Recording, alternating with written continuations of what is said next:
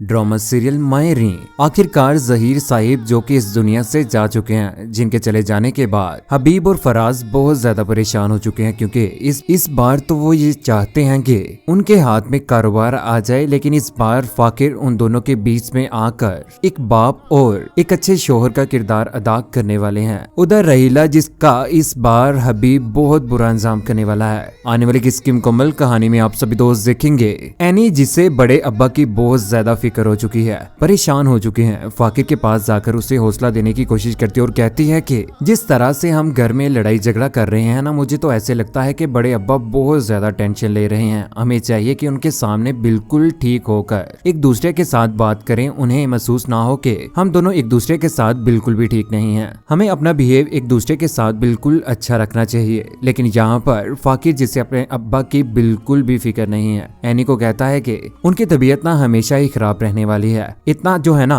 तुम्हें इमोशनल होने की जरूरत नहीं है। फाकिर जोब के अपने अब्बा की जरा भी कदर नहीं कर रहा, लेकिन बाप के चले जाने के बाद जब उसे इस बात का एहसास होगा, सारा का सारा कारोबार और घर को भी संभालना पड़ेगा ना, तो तब इसे समझ आएगी कि बाप क्या चीज थी। दूसरी जानिब फराज, जो के साइकिल के पास बैठा हुआ जहीर साहिब के कारोबार के ऊपर नजर रखे बैठा हुआ है। यहाँ पर साइको को कहता है कि अगर जहीर भाई को कुछ भी हो गया तो हबीब हमारे लिए बहुत ज्यादा मुश्किलें खड़ी कर देगा। उधर साइका, जिसे अपने भाई का बिल्कुल भी एहसास नहीं है, अपने शोहर के साथ मिलकर जहीर साहिब के कारोबार और उस घर के ऊपर नजर रखे हुए बैठी हुई है। दूसरी जानिब समीना, जो के जहीर साहिब के पास उनके लिए खाना लेकर आती है। जैसे ही उनके पास आती है तो यहाँ पर उन्हें मुर्दा हालत में पाती है, जिसके बाद वो अपने बेटे फाकिर को आवाजें लगाना शुरू कर देती है, चिल्ला पड़ती है। उधर फाकिर जैसे ही आता तो यहाँ पर अपने बाप के माथे के ऊपर हाथ रखता है और सांस भी चेक करने की कोशिश करता है, जिसके बाद पता चलता है कि जहीर साहिब इस दुनिया से जा चुके हैं। उधर जहीर साहिब का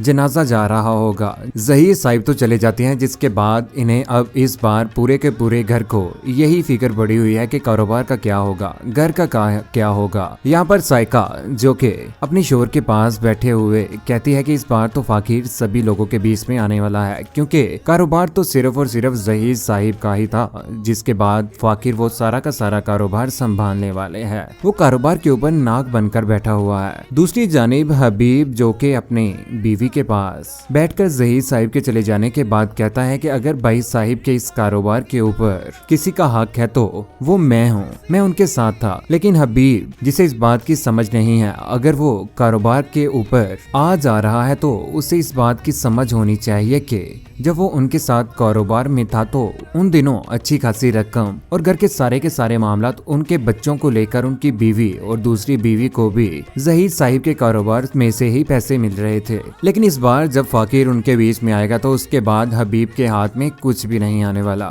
दूसरी जानिब रहीला, जो अकरम साहिब के साथ तो मुलाकात कर ही रही है, लेकिन घर में भी टाइम से नहीं आ रही। घर से बाहर रहना उसका मामूल बन चुका है। जिसके बाद जब वहाँ पर हबीब जाता है तो उसे वहाँ पर रहीला नजर नहीं आती। अकेला वहाँ पर बहुत ज्यादा गुस्से में होता है। जब रहीला घर में आती है तो यहाँ पर हबीब को देखकर वो हक्की बकी रह जाती है। हबीब उससे पूछता है कि कहाँ पर रह रही हो आजकल, आवारागर्दी कर रही हो। उसके ऊपर टूट पड़ता है, अच्छी खासी सुनाता है, उसे दिक्के मार देता है। लेकिन रहीला, जो कि उसे सुनाती है, कहती है कि तुम अपनी फैमिली के साथ रंगरलियां मना रहे थे, अगर मैं आज बाहर चले गई तो इसमें क्या बात है। हबीब तो रहीला के साथ शादी करने के बाद अपनी जिंदगी में बहुत ज्यादा तंग हो चुका है, लेकिन आज उसके बाद किसी किस्म का कोई भी कारोबार भी नहीं है। बहुत ज्यादा परेशान होगा। उसे इस बात का एहसास होगा कि वाकई उसने किसी गलत लड़की के साथ शादी करके अपनी जिंदगी को तबाह बर्बाद कर लिया है। दूसरी जानिब फाकिर, जो कि इस बार वाकई अपने बाप की उस वसीयत पर पूरा उतर रहा है जो उन्होंने मरने से पहले उसे दी थी। फाकिर पूरे के पूरे घर को भी संभाल रहा है और अपनी बीवी का भी अच्छे तरीके से खास ख्याल रख रहा है। उसके साथ किसी किस्म की कोई भी बदतमीजी नहीं कर रहा।